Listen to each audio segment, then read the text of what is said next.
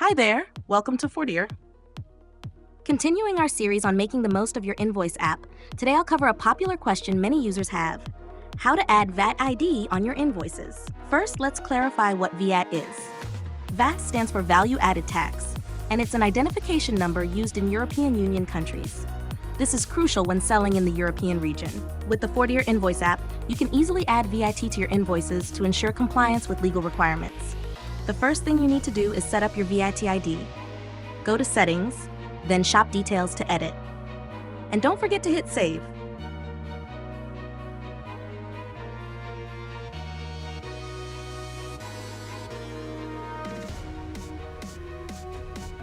The rest is very straightforward. Simply go to Customization, select Customize, then Shop Details, and choose Display Options.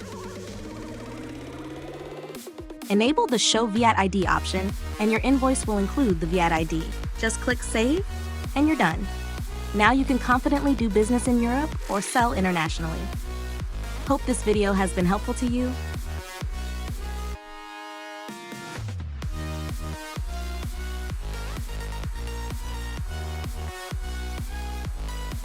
Thanks for watching. See you in the next videos.